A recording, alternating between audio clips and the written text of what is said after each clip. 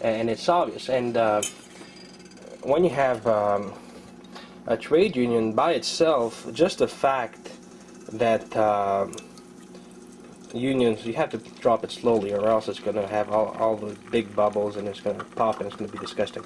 Anyway, just because you have a union and the union is allowed to negotiate and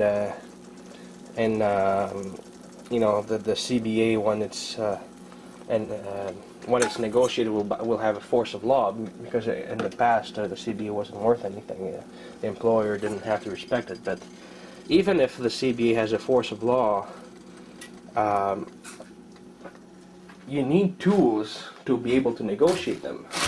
And the way this is calculated is through the years.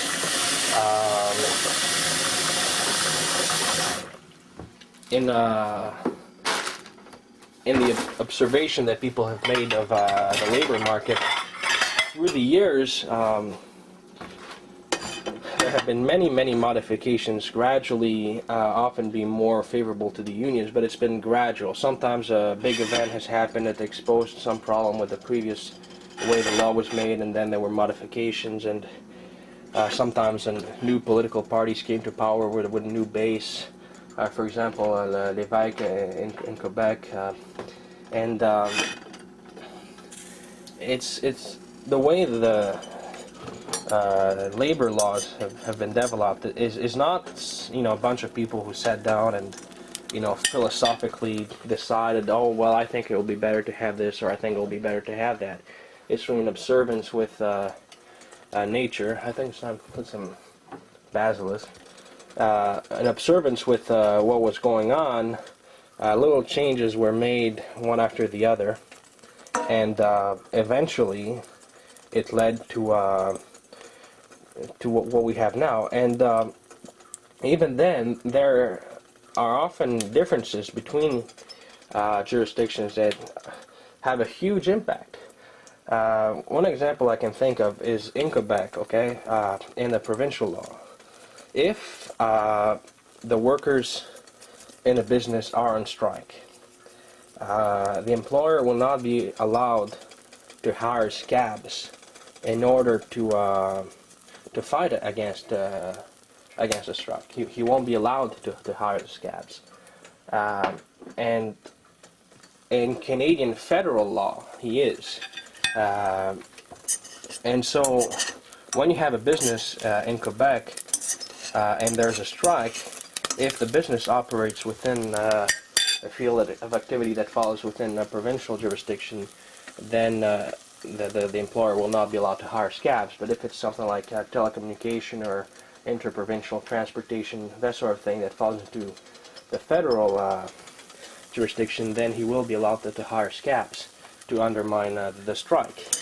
And the purpose of this anti-scab legislation is to place the employer in a position in which his position of strength over the worker will be diminished, so that the worker will get his share of you know, the power relationship that is usually weakened with unskilled workers. And that's the objective. That's the purpose. It's like a minimum wage. You know, people say, well, if we remove the minimum wage, there's going to be more freedom to find jobs. People say, well, if you put the minimum wage at, you know, $8, for example, it would mean that you will prevent the freedom of the workers to look for jobs that are paid less than $8. And the problem here with that calculation, I think, is that there are a lot of jobs that, if the minimum wage, say, was $4, that those jobs would be offered at $4 an hour. But since the work that is done by the worker is worth more to the company than the $4 they would be paying him, if you raise the minimum wage to $5, then they would be willing to still pay the $5 an hour for the same job, because they know that what he does is worth more. And if you keep raising it, at some point, say you raise it to $10, they might still be willing to pay him to clean the toilets for $10 an hour, but at some point, if you raise it too much, then they're going to say, well, at this point, we're not going to hire because, it's not worth, say, $12, $13, or $14. And that's a way that potentially the value of the job to the employer could be calculated. But often the minimum wage is set at the level that is lower than the minimum value of what the work is.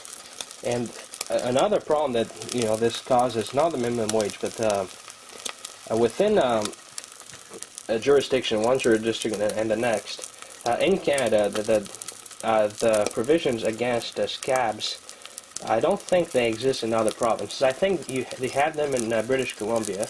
I'm not sure. I think they have that in British Columbia as well, but most provinces don't have the equivalent. So if you find yourself in the shoes of a business who wants to invest in Canada, who wants to open a factory in Canada, and within a field of activity that falls within a provincial jurisdiction, and they will be looking for a good location. Where will we open that factory? And they are much more likely, all things being equal, because there are obviously always things that might change, but all things being equal, they will be more likely to open that factory, say, in Calgary than in Montreal. They look at, okay, what will we get from each province? How much will we have to pay? And there will be a lot of calculations. In the end, the more the law protects the trade unions, the less likely the company will be to open their factory there, all things being equal. And what this does is it places the provinces technically in competition between one another. And the one that offers the less to the workers will be rewarded economically by new investments and all that. And the same is true internationally. When all the barriers to free trade and globalization are dropped in the name of creating new work, creating new investments, new market opportunities, and the companies themselves become more and more by their nature international, the countries will and are right now being pitted against each other, and the countries that offer the less to the workers, less in terms of minimum wage and benefits and all that, are going to be rewarded economically. And as long as there are countries that offer good investment opportunities, and at the same time that offer a minimum of worker protection, these companies will be rewarded. And that's a pretty big issue with trade unions, and they understand that very well. They understand that this is actually quite a problem, and that's why, well, in the situation of Canada, the more the law in the United States is pro-business, pro-investment, the more difficult it becomes for Canadian unions, because they know that they find themselves more and more in a position where if they strike, if they try to use their power, they risk the business simply shutting down, because it won't be very difficult for that business to invest elsewhere. And the best example of that recently in Quebec is Walmart up in Lac Saint-Jean area, and